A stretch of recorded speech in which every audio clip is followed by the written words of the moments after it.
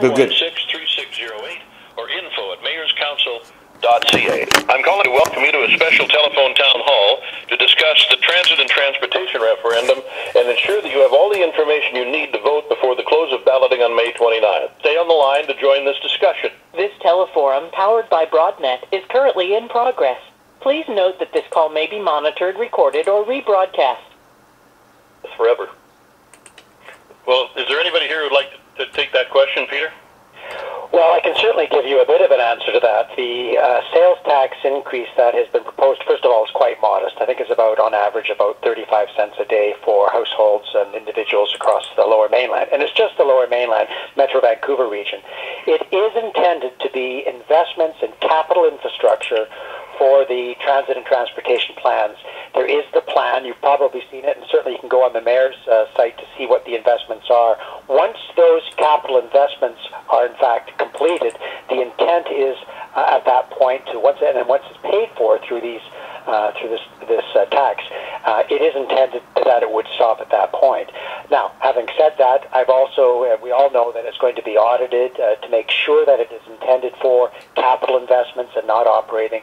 So I think that the mayors have themselves said that they want to ensure that there's transparency in how this money is put in place and that the residents of the Lower Mainland get a chance to see that it is in fact put towards what they have paid for. And I don't want to dwell on the question because I'm sure the caller had some part of his tongue in cheek when it came to income tax. It would be hard to imagine where we'd be as a country without income tax, providing everything we demand in the way of education and healthcare and transit and all of this together. So I don't think we want to get into that in detail. But there is no exit plan. I mean, well, there's no exit plan, but I have to remind folks that there are very few options on how to build and fund new public transit and transportation systems. The alternate option of the traditional ways of going to the property tax folio is not necessarily the best way to go. So this seems to be a much more equitable way to place it across the Lower Mainland. And it was one that nearly all of the mayors could actually agree upon. Jackie, you have a question about the Broadway corridor, and I'm going to ask Bahare to respond to your question. Thank you very much. We had representatives from Transit come to South Granville Seniors, and when they came, they informed us that wasn't sure whether you would be tunneling Broadway or you would have light rapid transit. And there's quite a few things that they didn't seem to be quite sure about. Now, my friend Henry said, if you don't have agreement, you don't have a plan. So my question really to you is, you have a lot of mayors wanting better transit, but do you all have agreement?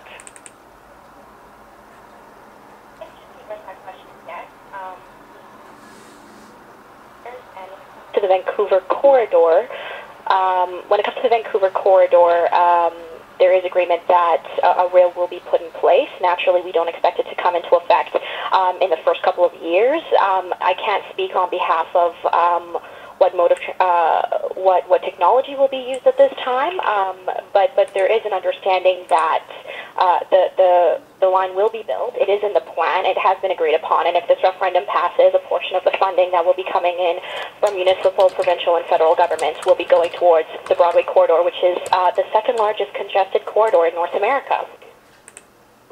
It's interesting. One has to go down there, as I did one morning a few months ago, and see the volume of traffic on the B-line buses. I mean, it is like worker bees going into hives.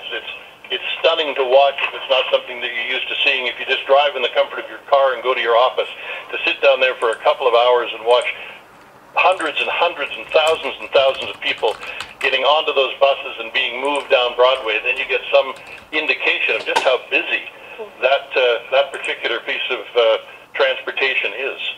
100%, and we know every single day we see many passage taking place, so it's necessary to get those systems in place. Bill in New West, you have a question about how the money will be spent, and I think I would ask Janet to take your call, but go ahead with your question. Okay, one thing that I've been very frustrated about is I feel that the public is going to probably vote this referendum down because they don't trust TransLink and how they've managed their money when it comes to the outrageous settlement salaries and bonuses they get. And also, too, I think we should change the structure of how we toll our bridges.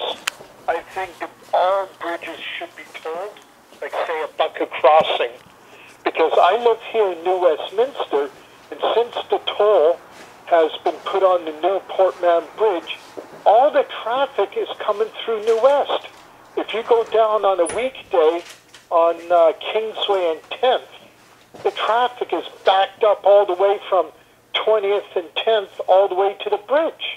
I understand that, and Bill, you asked a very complicated, actually made a bit of a speech there. You brought a lot of stuff in. I think the pertinent question was, how do we know that the money is going to be spent, and it's going to be spent on the things that we are being promised in this referendum? And I'll get Janet off to take that part of the question. Yeah, Bill, so thanks very much for your question. It's an important one, and I'm sure it's an important question for many of the listeners here tonight. So there has been a commitment made, a clear commitment made by the province that there will be a special fund set up for the resources that are raised through the plebiscite, through the referendum, through the tax, and that it will be audited on an annual basis. And I think you may have heard that Jimmy Pattison, who is well known as an outstanding business leader, will actually take leadership in overseeing that fund. There will be a report on an annual basis to ensure that all of the funds go to the initiatives that are laid out in the transit plan. Yeah, and it's Gavin here. I'll just jump in. I mean, I think one of the things that we have to remember with the rest of your question is that what is this ballot actually asking us to vote on? It's actually asking us to vote on the mayor's plan and a funding formula. Certainly within our coalition, there's many different political opinions, and we're active at many different levels. And so there are lots of things that we all struggle with every day in many aspects of society, and we are a democratic, vigorous society. So there's going to be continued debates down the road. But what we do know for sure is that the mayors almost unanimously have come up with a plan for the future that they agree on, and they've come up with a funding method that is going to be one of the fairest out of all the methods that they've studied. And as Janet just said, it'll be audited and reported out annually. And the question you really have to consider is, what major transportation plan has anyone seen where you're going to see these annual reports and audited? So this is going to have a level of transparency that will be something we've never really seen before. And when voters open up that ballot, it's about that mayor's plan, and it's about that funding formula, and all of the other things that we're all concerned about in society we'll continue to be active on. Sayed is listening tonight in Vancouver. You have some questions about benefits for those who take transit, Sayed?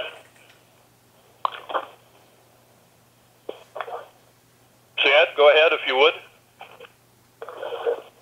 Yes, my question is, what advantages the new changes would provide for the transit user, for people who use the transit system? Sure. Are you a transit user? Yes, I am. Yeah. Peter, you want to take that?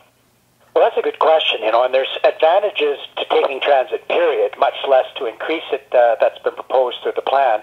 And I think all of the listeners on this call would know that there's quite a few advantages. First of all, there's a dollar advantage. If you take transit more often and you're not paying for what you would normally pay for on a car, which would include maintenance and insurance and gas, you actually save quite a bit of money. But the other pieces that we don't typically think about, such as health, the medical health officers, when they came to the table and said we support the referendum, made a very good point that you as an individual need about 20 to 30 minutes a day of exercise. And they pointed out that taking transit does that, which is a bit of a, how does that happen? Well, it turns out that just walking to the bus stop or walking to your transit option or bicycling in or walking in gives you the minimum daily requirements for physical health, which prolong your health, prolong your life. But you don't want to walk and then have to wait an hour for a bus. Oh, that's just it. The third element is time. Of course, if you do invest in this particular program through a yes vote, we actually reduce the wait times. We increase the amount of transit options available to residents of Metro Vancouver. More importantly, for a person who drives a car, we think that all the benefits flow to the person who's taking the transit system, but if there's less cars on the road, the person who still has to drive isn't driving through a much congested traffic pattern, and they, in theory, everybody then gets the benefit to spend more time with their family. So this is across the board in terms of savings, in terms of your health, and in terms of time with your family, no matter whether you're a car driver or you're a transit user. And there are a lot of people who are concerned about costs. One of the options you mentioned, if this doesn't pass, is they'll have to go back, and perhaps a property tax is the option that the mayors reluctantly have to bow to. Well, if you're going out shopping and this passes, that extra 0.5% on sales tax would mean if you were buying a $1,000 television set, you'll pay $5 more. I don't want to think about how much more we'd be paying if the property tax became the answer to these problems.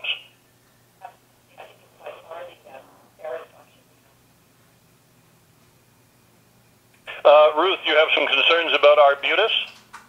Correct. Hi. Go ahead. Hello. Hello. Ruth, are you there? Yes, the telephone system seems a bit off, but yes, I'm here. Oh. Well, we hear you fine. Okay, good. So yes, my concern is this. I like the proposals pretty well in every other area. My concern is that it's almost $2 billion, as I recall, for what seems to be a very short distance. I believe it's 20 blocks to Arbutus.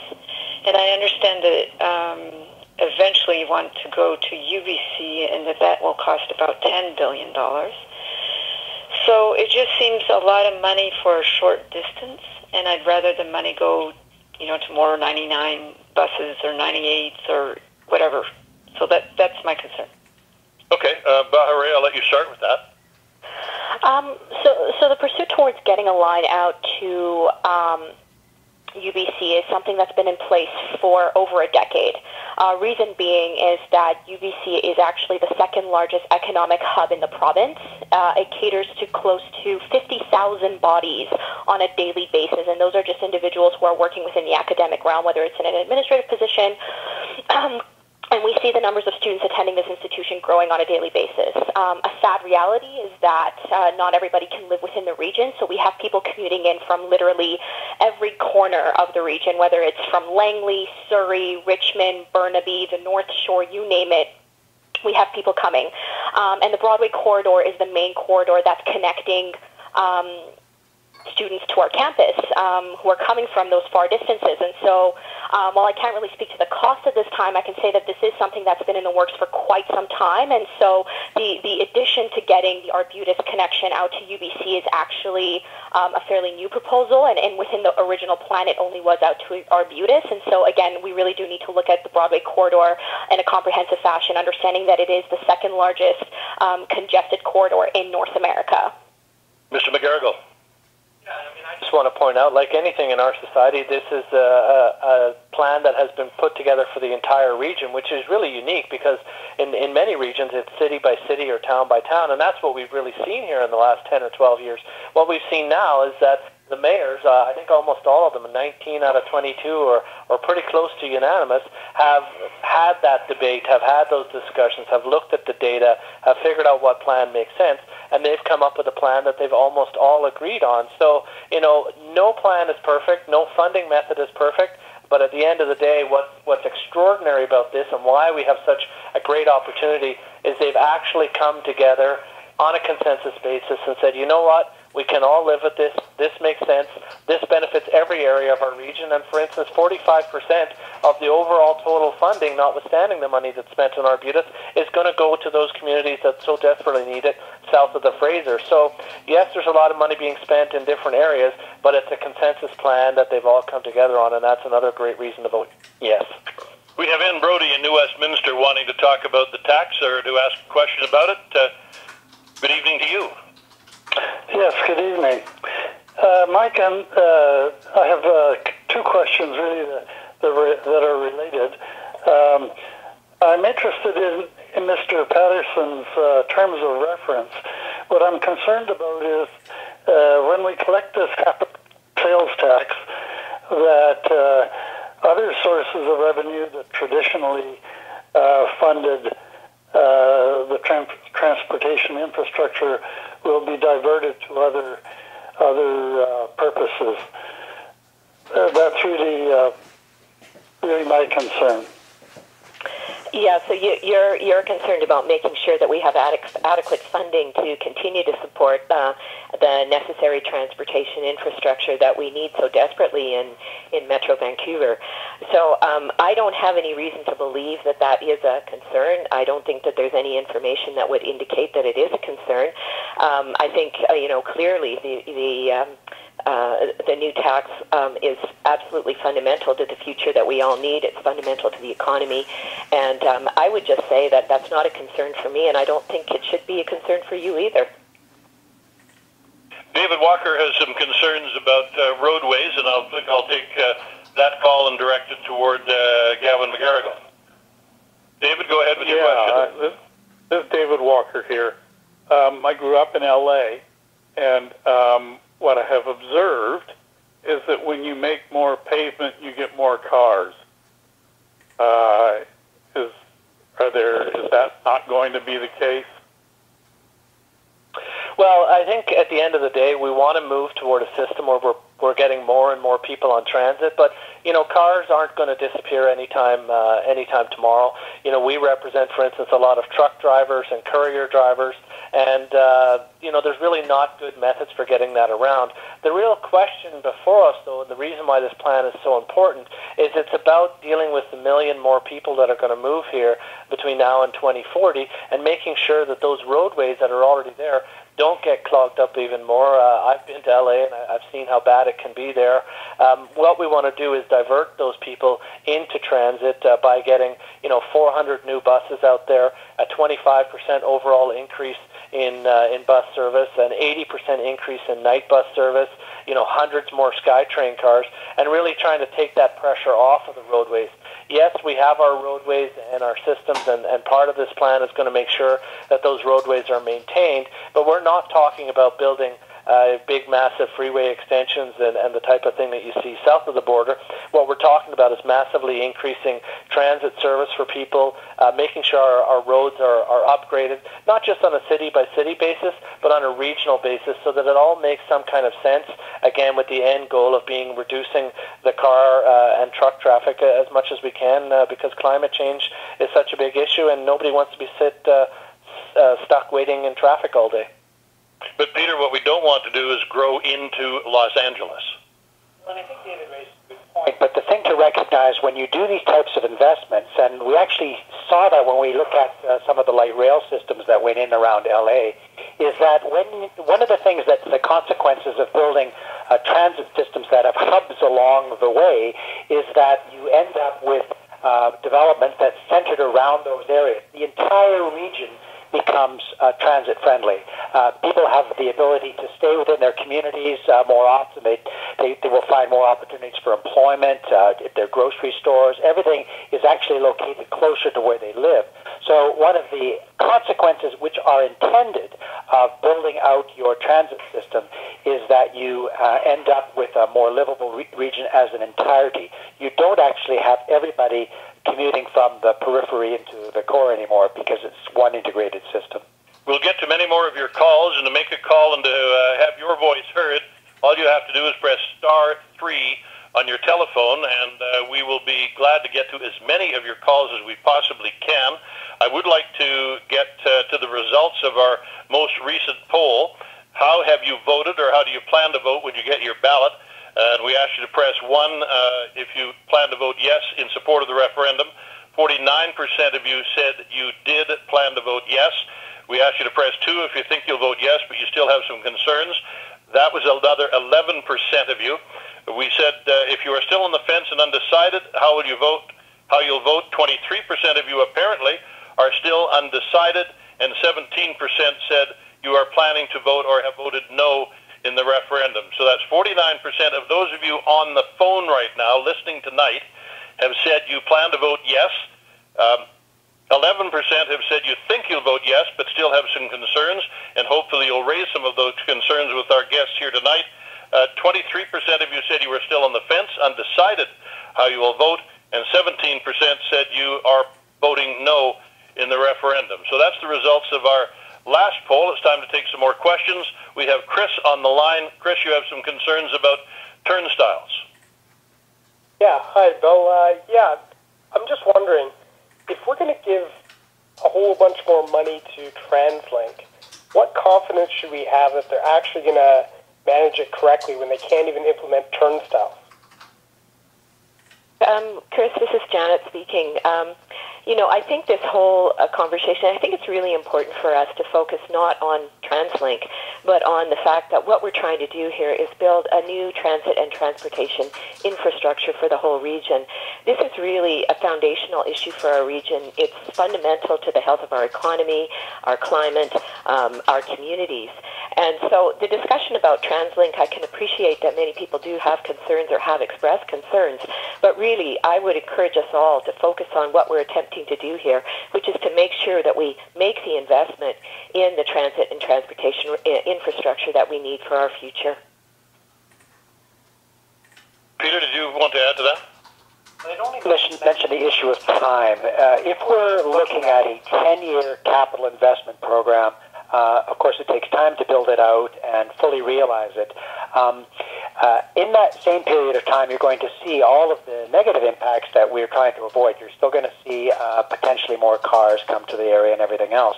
So I like to think that we have to really separate out that this is a vote for infrastructure, not a vote for TransLink. And as Janet said, I know it's tough for folks to actually sort of get their minds around that because they think of it as one integrated unit. Unfortunately, for those of us who look at this really objectively, if we don't get started on the infrastructure early, we miss opportunities to do it at a much lower cost later on, and it becomes increasingly difficult because the region locks itself in to certain development patterns, and then you actually end up making it very, very difficult to achieve it. So I always recommend that you invest in the capital because it's a long-term. This is going to last us out when it's built another half century of investments. And at the same time, you fix TransLink. Caroline, in Vancouver, you have a question for Gavin. Oh, yes, hi. First of all, a comment. By 2022, automated vehicles, taxis, buses, trucks, etc., and cars will be commonplace.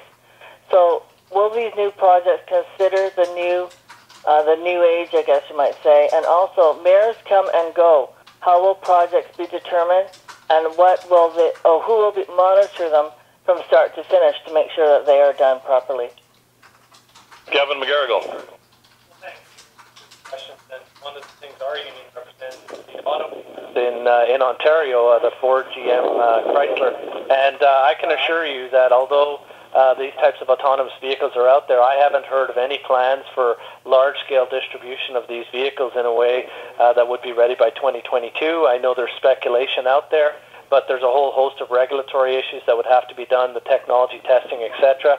We might get there at some point, but we certainly won't get there in the 10 years of this plan. Jordan, in Surrey, you have a question for Peter and for Gavin. Go ahead. One question at a time, if you don't mind. Jordan, are you there in Surrey?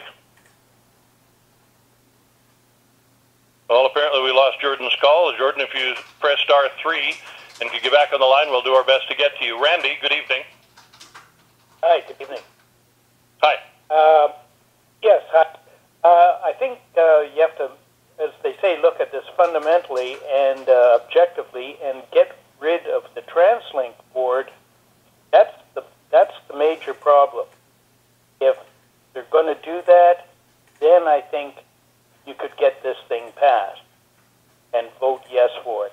But as is, it's a complete waste of time.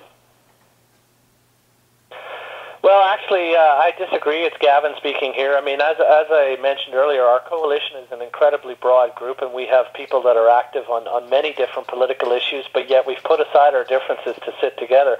You can imagine from the labour movement that the government in power in Victoria right now is not one that we supported, and we'll have our issues and we'll participate in the democratic debate.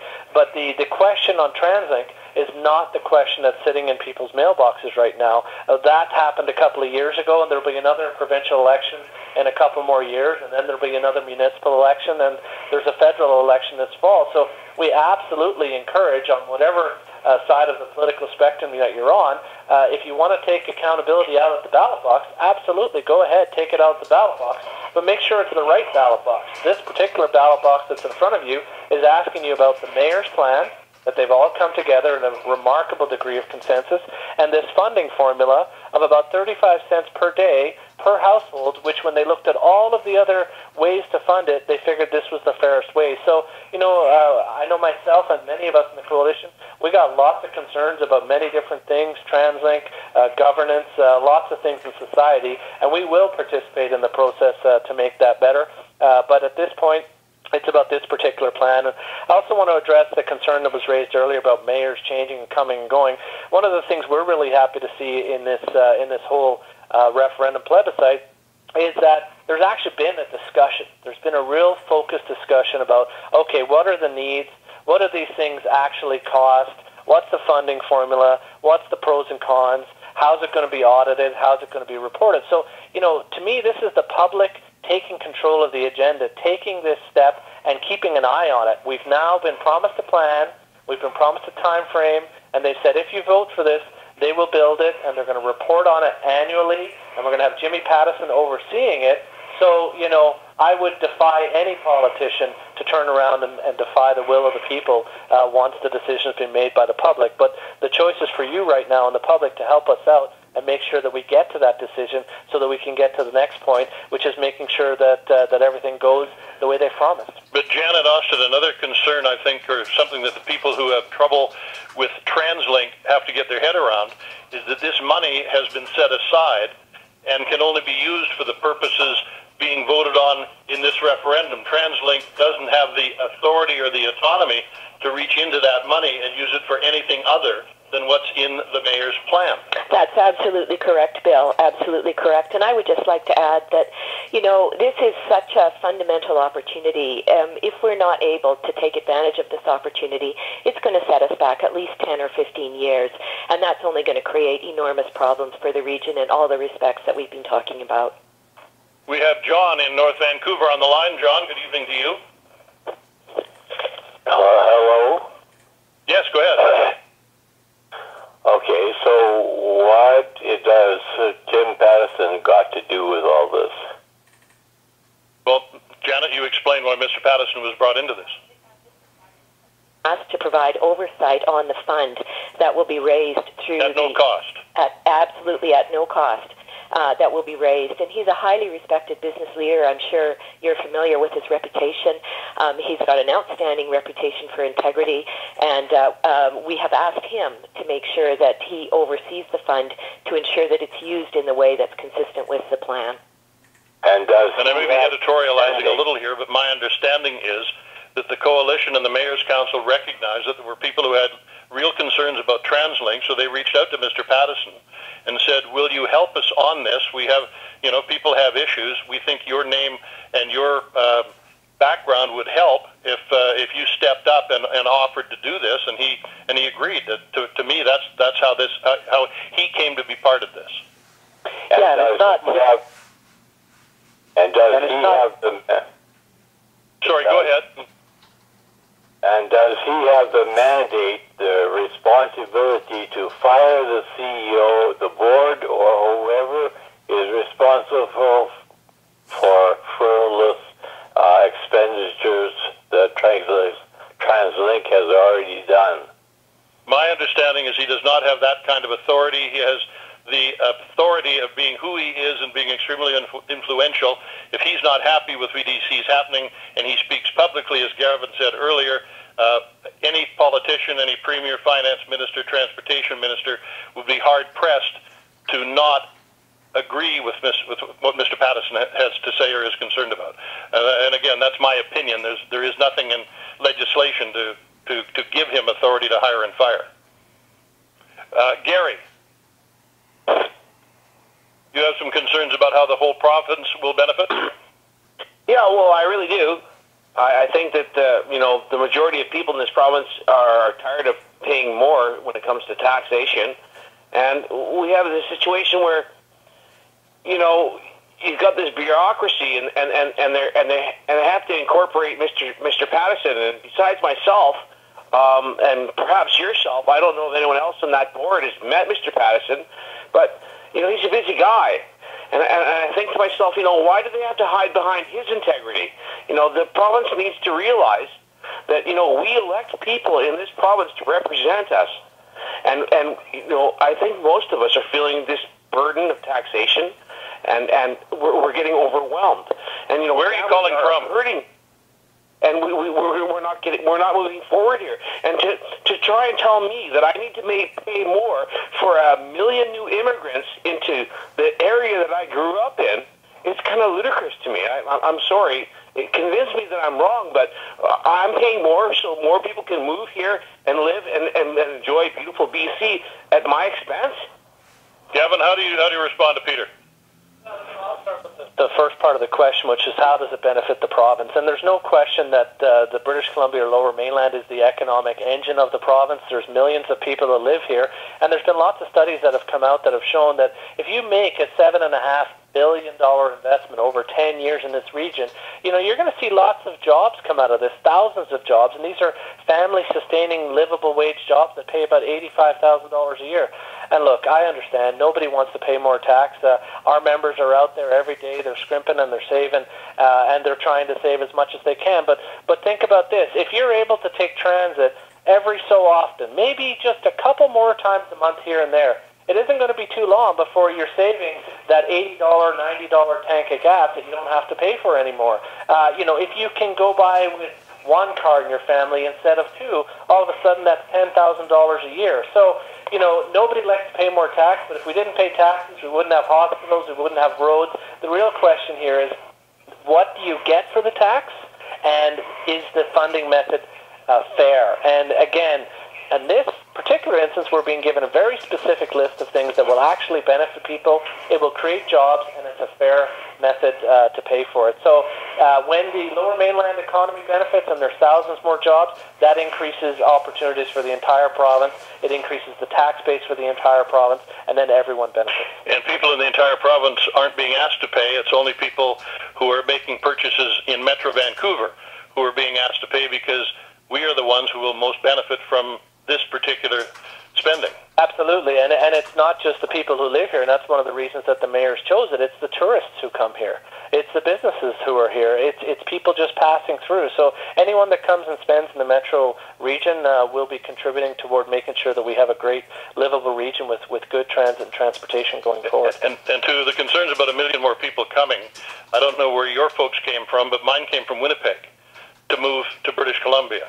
There are a lot of people who come here to retire here, to come here for opportunities. They aren't all coming from other parts of the world, though many do, and they contribute when they're here. If they move into Metro Vancouver, they'll be paying this tax.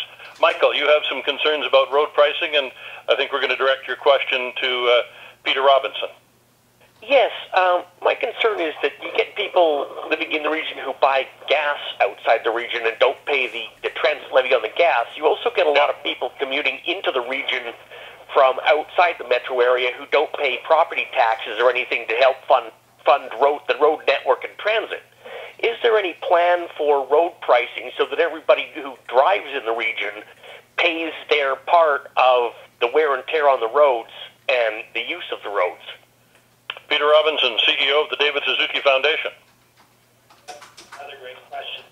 Road pricing is used in some jurisdictions around the world, particularly you see it in Europe. The thing about this particular plan, excuse me, is that the mayors looked at essentially every option they could to how they were going to raise the money, again, for capital investments. This is an infrastructure plan. So road pricing was one of the areas they considered. And at the end of the day, they were really looking for what was the fairest, most equitable way to do this across the board, so that everybody would contribute to how this plan would unfold. And they concluded, and they did some analysis to show that although someday we might have road pricing, for just the purposes of paying for this capital investment, the fairest way to go was through this fairly modest property tax increase. And the foundation looked at some of the other options they had, and I think we have to agree as well that given all the limited alternatives they have in the Metro Vancouver area for raising capital, this was in fact the fairest way to distribute the costs around the region. T. Quilly is on the line and has a question about how the expenditure is being divvied up, if you will, around the region. T. Quilly.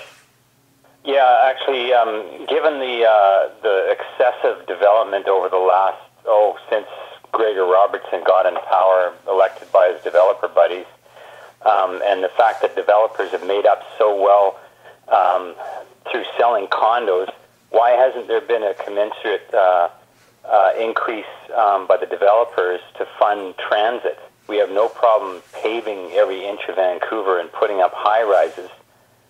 And why isn't the money for transit there? Why are they taxing the citizens? Well, if the developers were bearing the cost, who do you think they'd pass it on to? Well, the developers have sure made a lot of money in this town by building these shoddy condos. And why haven't they been required to put more money into infrastructure?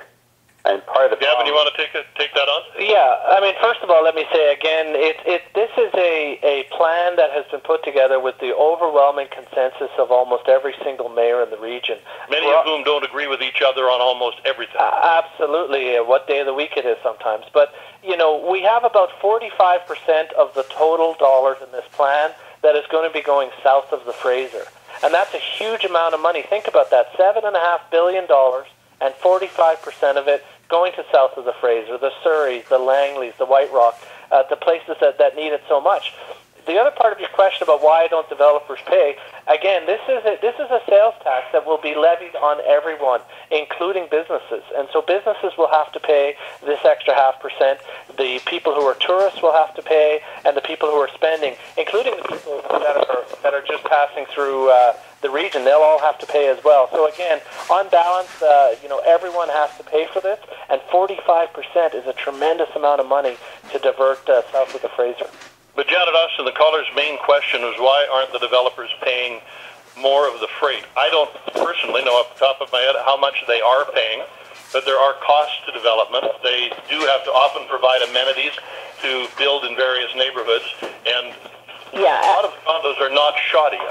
Yeah, I mean, absolutely. I mean, different municipalities have different cost charges that they levy on developers to ensure that servicing is covered, that parks, that various amenities are paid for. And so that is the way that developers actually contribute through the municipal planning process to creating the kinds of communities that we all need.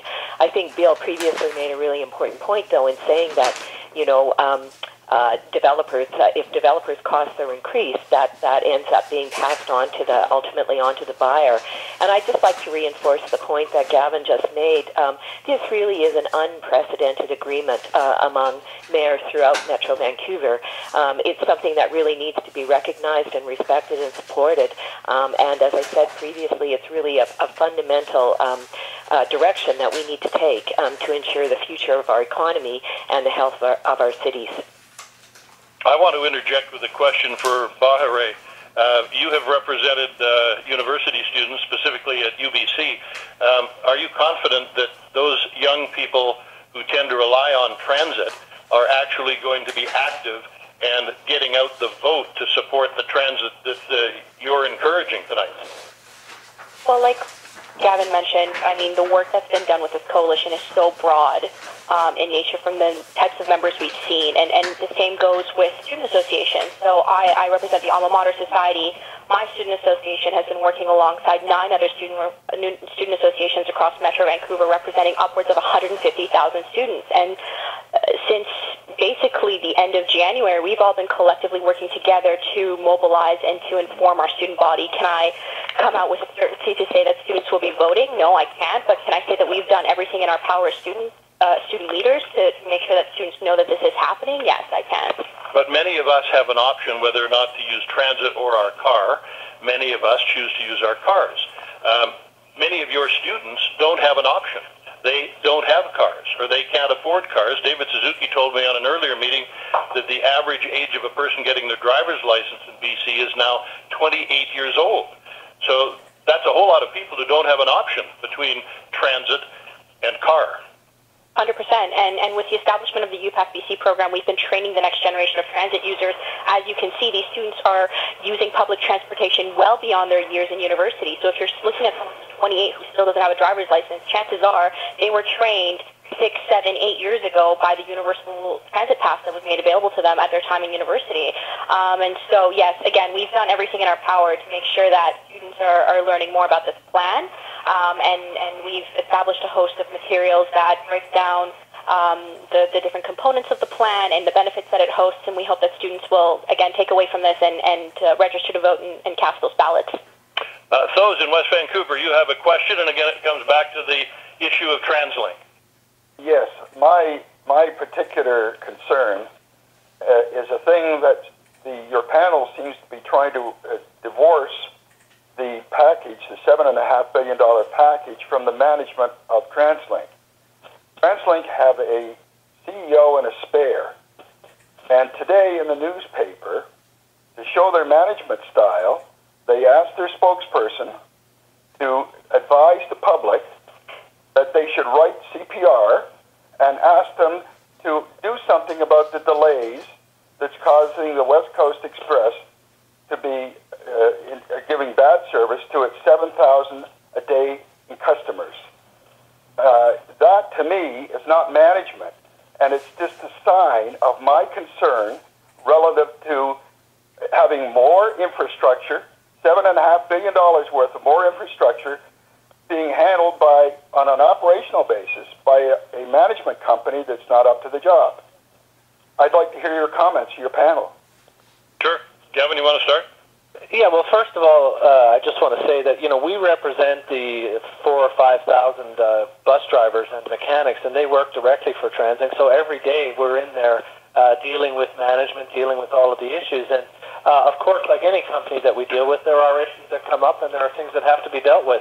The problem is, though, is that when people open up their ballot, they're not going to see anything about TransLink on there. They're not going to see, do you approve of this CPR line? Do you approve of the CEO and a half? If you want to vote in that ballot's coming up in about 2 years in the next provincial election, and there'll be many groups out there that'll be agitating on any side, and our members will probably be actively involved in that as well. So again, the question, we're not trying to avoid the question on TransLink. What we're simply talking about is that's not the ballot.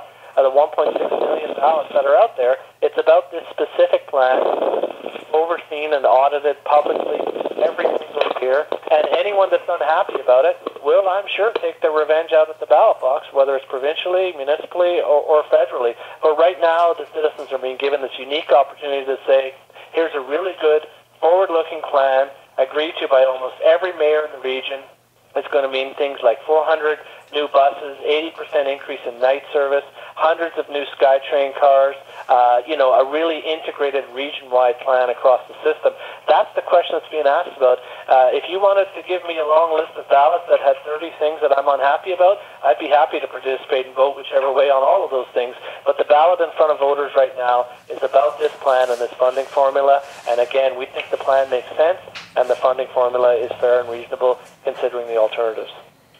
Garrett, good evening to you. You have a question for our panel. Garrett, you're wondering what happens, or what is Plan B?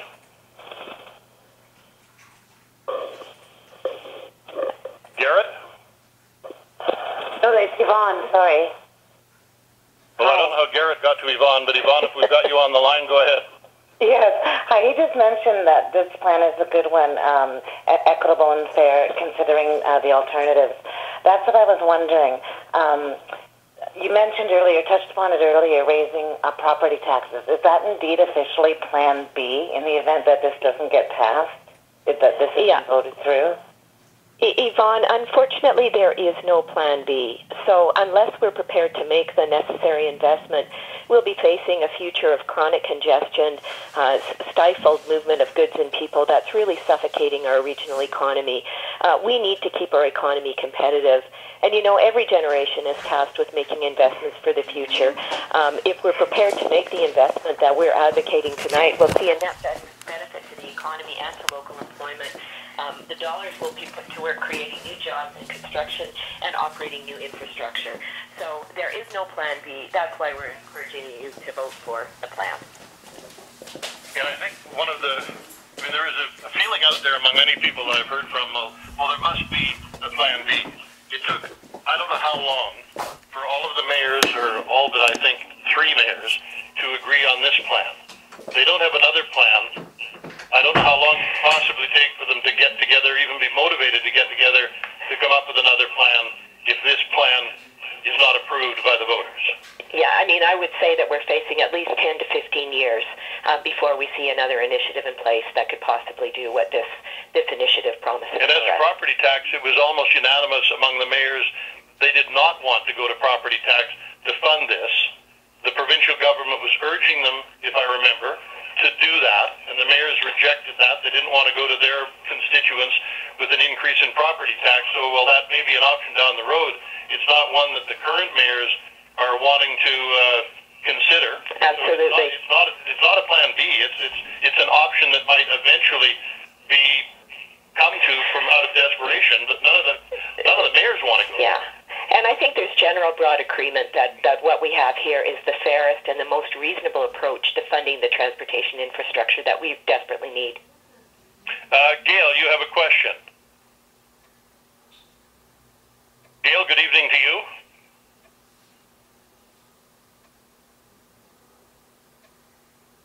Gail, are you on the line? Okay. Jennifer? Yes? Tell me you're there. Yes, I'm here. Good. Good. Do you have a question or a comment? Yes. I mean, hearing the thing about the Plan B, I think it was just what would happen if this doesn't go through. And I'm surprised that there wouldn't just be a rebudgeting of the city budget to make this happen. I don't think there's anyone in the city that doesn't want to see more buses and better transit. It's been really badly managed the past while. If it does go through, does that give a green light to them putting a subway all through to UBC and down the Broadway corridor in the 10th Avenue neighborhoods? Gavin McGarrigle. Well, I think there's a thing about the Plan B. It's not any kind of fear-mongering. You just got to think out the electoral cycle and what's going to happen. So if there was a no vote, for instance, the provincial government can then turn around and say, hey, don't look at us. We took it to the people of the region, and they voted no. So with all the million issues in any provincial election, whether it's healthcare or education, it's very easy to point to that and say nothing happening there. Then 2 years after that, then you're going to have another municipal election. Well, then you've got the mayors that are running for re-election again, and the finger pointing and all that. So now we're 4 years down the road, and then again the cycle continues. And so it just, like Janet said, just pushes us down the road more and more and more. In terms of the green light for different plans, what we can tell you is what the mayors have said is this is what this plan is going to build. This is how they're going to fund it. And obviously, in the years to come, 15, 20 years down the road, there's going to be need for more improvements, and those conversations will occur. But, people should go to mayorscouncil.ca and look carefully at exactly what they're planning and what this vote means. Yeah, I would encourage people to do that. Mayorscouncil.ca, it's, if memory serves me correctly, 45 or 48 pages of much more detailed information than we can give you in a program like this, but it's there for any of you who have still to vote or are undecided or have specific questions about an area that is on your mind. Mayorscouncil.ca is by far and away the best way for you to do it. Just a reminder, if you have a question tonight for our speakers, we only have a few minutes left, about 15. Press *3 on your phone now, or in the next few minutes, to ask your questions of Peter Robinson, CEO of the David Suzuki Foundation, Janet Austin, CEO of the YWCA, and Chair of the Vancouver Board of Trade, Gavin McGarrigle, the BC Director for Unifor, and Barry Jokar from UBC. Gail, you have some questions about benefits in the West End. Go ahead.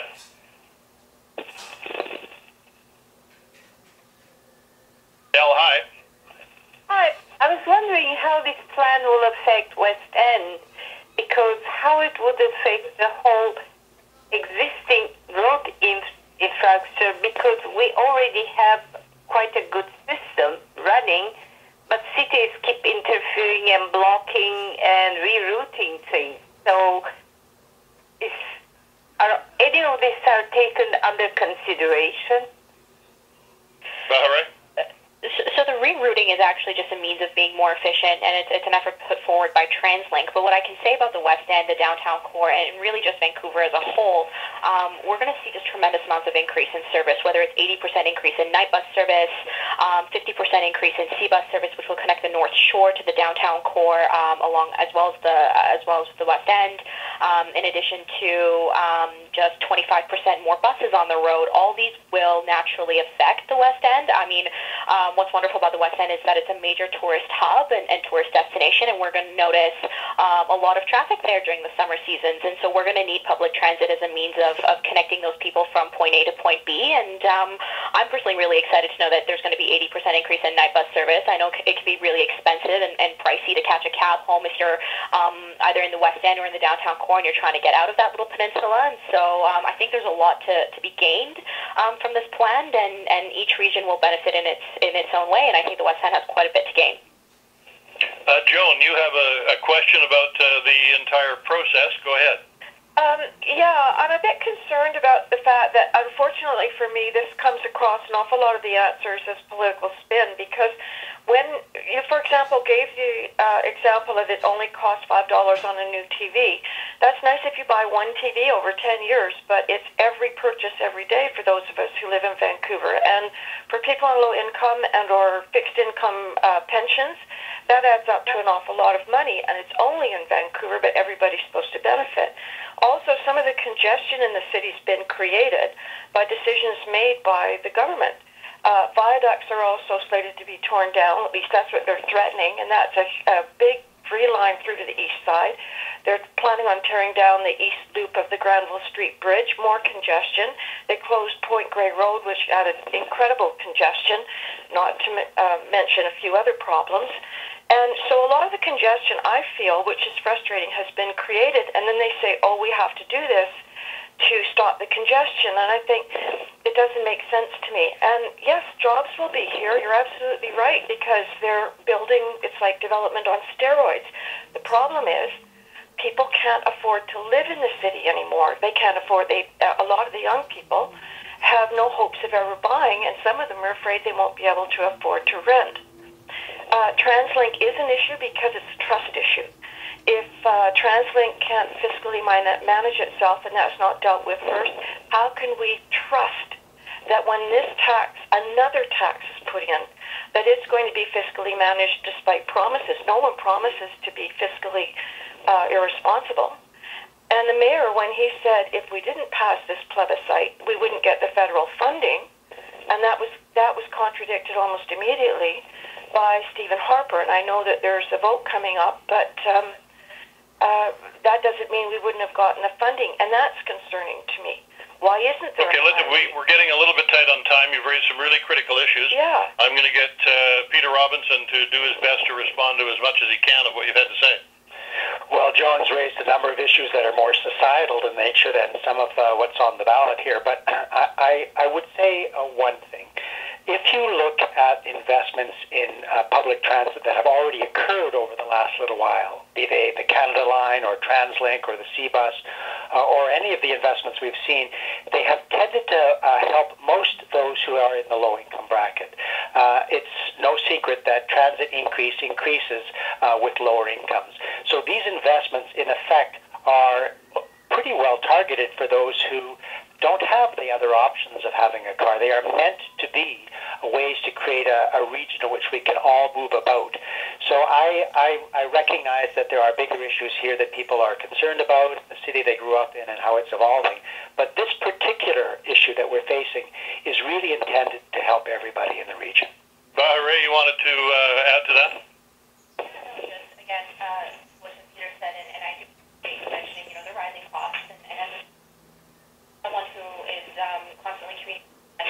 this issue, I can say that, when we factored out the costs for students, we've noticed that, it doesn't come out to the whole $124 because we are paying per individual. And so based on tax rebates and the service increases that will become available to us, the cost is very minimal, even for people who are very much at the lowest end of the income bracket. In addition to that, we are noticing that people are forced to move away from major economic hubs because of the rising costs, and we need better transit to connect people and students and youth to these major hubs, especially if they have to move out to Surrey, Langley, Burnaby, Richmond, wherever it is. And so I think it just confirms that we need this more than ever. Just before we get to our final calls, I would like to let everyone know that everyone on the call at the end will be able to leave a voice message. So if we don't get a chance to take your question live on the air, or if you aren't comfortable asking your question live, you can wait till the end of our telephone town hall and leave a message for the Mayor's Council. So please be aware of that, and if it applies to you, by all means do so. Lee in Burnaby, good evening to you. Hi. I just had a question about, as you're increasing all this infrastructure, you're making, the east more accessible of the Fraser River, Langley, Abbotsford, whatnot.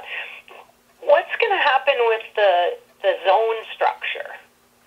Because right now I find the zone structure, for those of us who we don't use it enough to buy passes, or it's when you're living close to a zone and you end up having to buy a 3-zone pass when you're only going one, zone over the. Lee, I think it's an interesting question. I'm going to ask Gavin to tackle it, but nobody here is actually here to speak for the minutia of bus scheduling and zone scheduling and that kind of thing. But Gavin, can you at least address the concern that the caller has? Yeah, you know what? I'm actually happy that the caller has the question, because it shows people are engaged. It shows people are actually asking questions about the minutia and how's this going to work and how's that going to work, which is great to see, because these are all really great questions that we do need to delve into. What makes the most sense? Is this system versus that system? The question, though, that people are being asked on this particular ballot is, here's the list that almost all of the mayors have come up with. It benefits every region. 45% of the total dollars will go to those regions south of the Fraser. It's very specific. It's real. It has a time frame, and it has a funding formula. And I hope that this is just the beginning of lots of things to come with people to get involved in transit and transportation. And I certainly hope that our coalition, our unprecedented coalition of over 145 different groups, will continue long after this referendum is over to continue to advocate for things that make life better for people in our region and for better transit and transportation. Lee, thank you so much for that question, and to all of you for your questions that we've had a chance to get to tonight. We're almost at the end of tonight's telephone town hall, and before I ask our speakers for some closing remarks, I want to remind you all that everyone on the call at the end will be able to call to leave a voice message for the Mayor's Council. So if we don't get a chance to take your question live on the air, or if you're not comfortable asking your question live, you can wait till the end of the telephone town hall and leave a message. And on that note, I'd like to offer closing remarks to each of our speakers. Janet Austin from the YWCA and the Vancouver Board of Trade. Janet. Yeah, thanks, Bill. We've had some really great questions tonight, which is great to hear on such an important issue for our region. We've heard a lot from people tonight about TransLink and how the fund will be used and how we can ensure that it is used appropriately. And I'm really happy that we've had the chance to take these questions and to discuss this critical topic. The upcoming vote on transit and transportation is really important for our region's future. For those of you who are still skeptical about voting yes, I want to tell you that as CEO of the YWCA and chair of the Vancouver Board of Trade, I understand the financial challenges that many residents and businesses face, and I don't take the issue of taxes lightly. But when you look at the numbers and the plan the mayors have put forward, it is a fiscally and socially responsible plan. It makes sense for the health of our economy, our communities, and for the well-being of our citizens. Jenna, thank you so much. We appreciate your coming out tonight to be part of the important discussion. We'd also like to turn now to Gavin McGarrigle, the BC Area Director for Univore. Gavin, what last words do you want to offer? Well, thanks, Bill. Thanks to everyone for taking the time to be here on the call with us tonight. We've had some really good questions. And, you know, this vote on transit and transportation, it really is critical for our city's future, for our region's future, and especially for those of you out there who work so hard for a living each and every day. The referendum's about improving our roads, improving our transit system, and if we vote no, rush hour will get worse. Nothing's perfect, but we know that doing something good now is better than doing little or nothing later. And please don't be one of those people that wakes up the day after the voting period is closed and you forgot to mail in your vote. So if you haven't voted yet, pick up that ballot, mark it tonight, get it in the mailbox tomorrow, and vote yes so you can spend more time living with your friends and family and not stuck behind a wheel waiting in traffic or waiting in line in the rain for a bus. We have an opportunity here to really build a better future. So please, make sure you get your ballot today, get it in the mail before it's too late, and spread the word about voting yes. Thank you, Gavin. Now, what message would you like to leave us with, Bahare and Peter? And we'll start with Bahare. So thanks so much, Bill. I really enjoyed this discussion, and from what I've seen throughout this referendum, students and young people are very excited about the potential that it holds. By voting in this referendum, our region is committing to building a vision that meets the needs of our future. It's very rare that we can have such a big impact on what our communities will look like 10 or 20 years from now, but this rare opportunity is presenting itself right now across Metro Vancouver, and the only thing that we can do is to take advantage of this opportunity and to vote yes. So thanks again for having me. And Peter. Well, thanks, Bill. As usual, it's a great pleasure to work with you on this, and I've enjoyed the entire campaign so far. I really want to thank everyone who joined the call tonight. And I want to give a special thanks to my fellow coalition members for taking part. This really is an amazing example of when the whole community pulls together. We have people from all walks of life willing to roll up their sleeves, sit down side by side, and work on something which is an investment in this region. And you know, to the 49% of you who voted yes tonight, thank you so much. For the 11% that are leaning, I hope you now vote yes and get that in the mail. If you're part of the 23% that were unsure, I hope we've given you a persuasive argument as to why you should move to the yes side and vote. And for the 17% of you who vote no, I just say thank you very much for participating in an amazing democratic process. And I'm going to turn this back to Bill now to wrap it up. Thank you, Peter. And I'd like to also thank everyone who took part not only in tonight's telephone town hall, but in the 13 telephone town halls that I've had the pleasure of moderating. I think I'm glad there wasn't this kind of unanimity when I was doing a talk show on a daily basis. It wouldn't have been much fun to have so many people agreeing so much on so many things, but that's been one of the most interesting things about this entire exercise. Mostly what I wanted to do is to make sure people were as well informed as possible. And again, if you haven't gone to the mayorscouncil.ca, I would recommend you do so. It will give you an opportunity to ask more specific questions or get answers to more specific questions. But again, thank you all for participating over the last several weeks and months. A reminder to stay on to the end of the call to leave a voicemail message if you still have something you would like to hear from the Mayor's Council on. I'm Bill Good. Thank you all and have a very pleasant good evening.